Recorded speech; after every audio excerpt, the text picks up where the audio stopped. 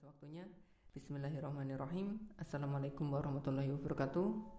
Alhamdulillahirabbil alamin. Wassalatu wassalamu ala anbiya'il wal mursalin wa ala alihi wa sahbihi ajma'in.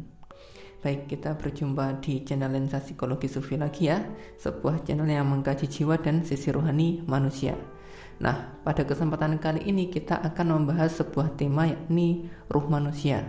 Atau dalam kajian ini yang dimaksud adalah energi yang ada pada diri manusia, begitu ya.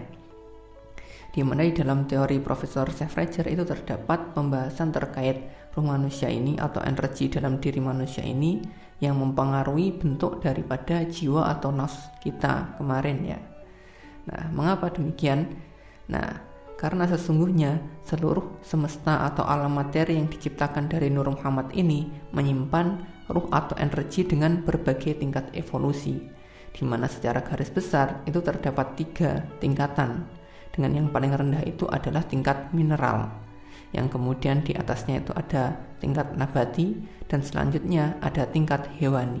Seluruh benda mati baik air, tanah, batu, dan lainnya itu menyimpan yang namanya ruh mineral atau energi mineral gitu, energi yang diam.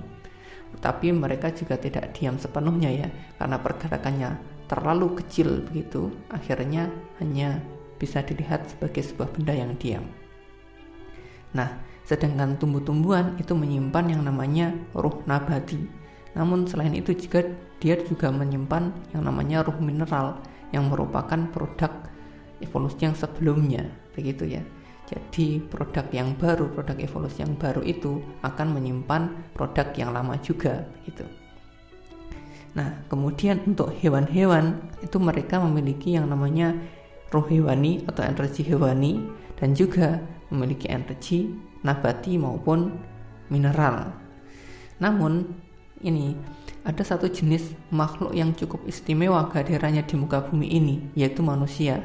Mengapa dia istimewa? Nah, karena selain ia terdiri dari unsur materi yang dari Nur Muhammad tadi, ia juga memiliki unsur ruhani dari Ruhullah Ahmad, dan kutiupkan ke dalamnya sebagian dari rohku, begitu kan kata Tuhan.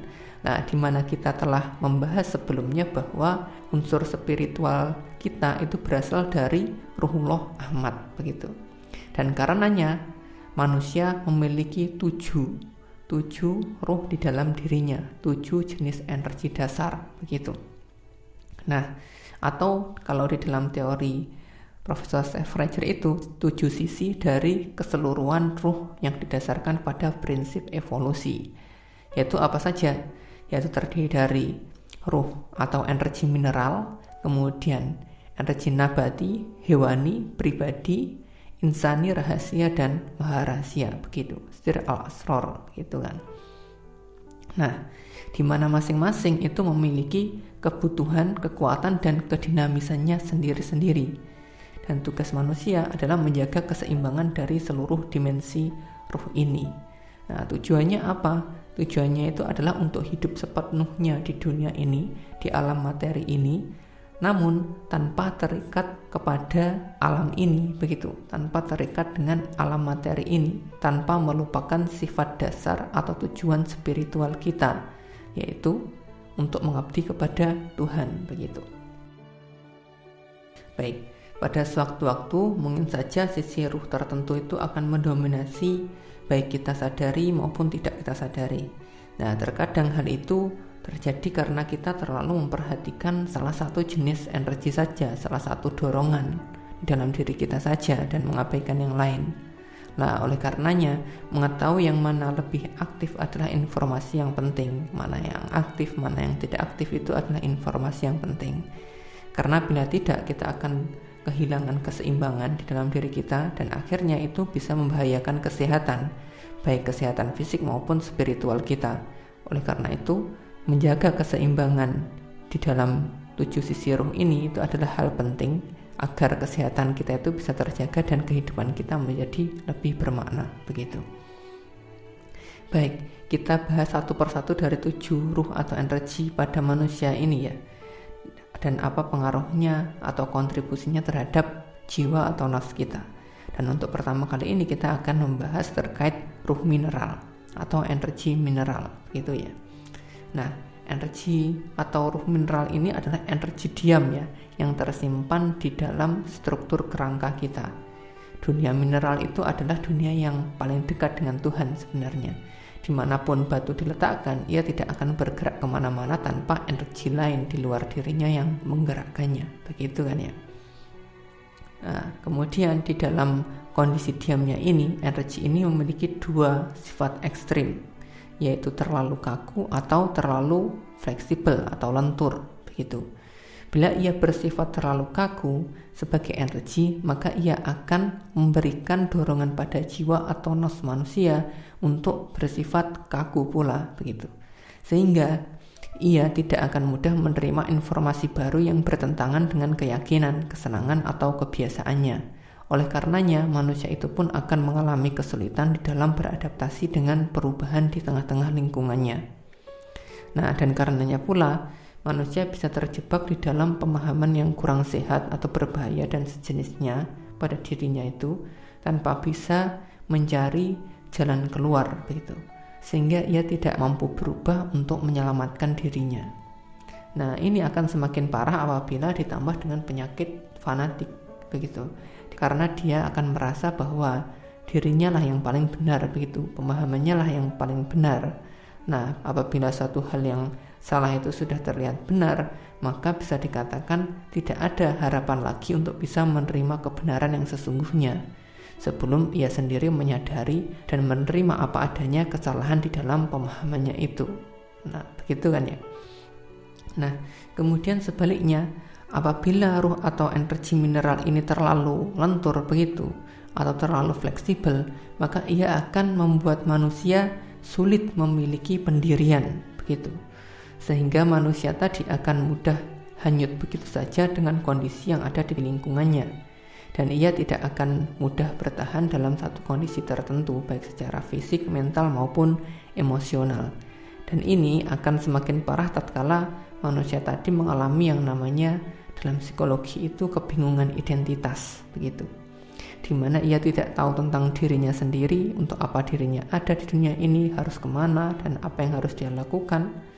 Nah, sehingga dengan kondisi semacam itu, ia pun akan terombang-ambing dengan arus yang ada di sekelilingnya tanpa tujuan yang jelas, begitu. Dan akhirnya hidupnya pun akan menjadi tidak bermakna. Nah, dan akhirnya ya terjadi gangguan-gangguan psikologis yang lainnya, begitu. Nah, oleh karenanya kita perlu memperhatikan yang namanya roh atau energi mineral ini, karena dengan memperhatikannya kita akan semakin menyadari keberadaannya, begitu. Nah, dan dari situ kita bisa menghindarkan dia dari tegangan-tegangan atau kelenturan yang tidak diperlukan. Nah, dengan cara apa? Dengan cara bersikap dan berpikir terhadap apa yang diperlukan, begitu. Apakah harus kaku atau fleksibel, dipertahankan atau dilepaskan? Kita harus meletakkan semua itu di tempat yang tepat, begitu. Nah, sehingga dengan melakukan hal itu, maka ia pun energi mineral itu akan menjadi energi yang cukup fleksibel, memiliki sifat yang cukup fleksibel atau terbuka untuk menerima informasi yang baru dan bermanfaat, dan ia pun juga cukup kuat untuk mempertahankannya.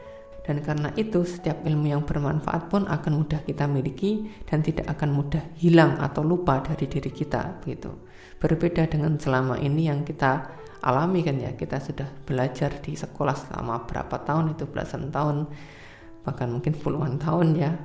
Namun berapa banyak di antara ilmu-ilmu yang sudah kita pelajari sekian tahun itu yang tetap bertahan pada diri kita? Kan tidak banyak. Nah, kemudian ada manfaat penting selanjutnya. Nah, sebagai energi yang diam, energi mineral itu ya, ia bisa memberikan manfaat pada manusia untuk bisa melakukan meditasi secara mendalam. Nah, sehingga kita bisa memasuki kehusukan di dalam meditasi atau kontemplasi. Dan oleh karenanya pun kita bisa meninggalkan kesadaran kita terhadap alam materi dan tubuh kita ini dan masuk ke wilayah kesadaran yang lebih dalam, dan akhirnya kita bisa memasuki wilayah kesadaran terhadap Tuhan yang lebih agung, begitu. Nah, dan di wilayah itulah kita bisa menyadarinya secara nyata. Berbeda dengan kondisi kita saat ini yang hanya bisa mengimajinasikan dalam tanda kutip begitu keberadaan dia. Baik, demikian yang bisa kami sampaikan saat ini. Wallahu a'lam bishawab.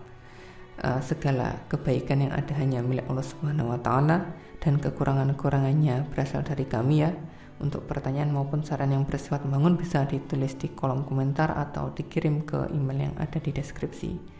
Nah, salam damai, sejahtera dan bahagia untuk kita semua. Wassalamualaikum warahmatullahi wabarakatuh.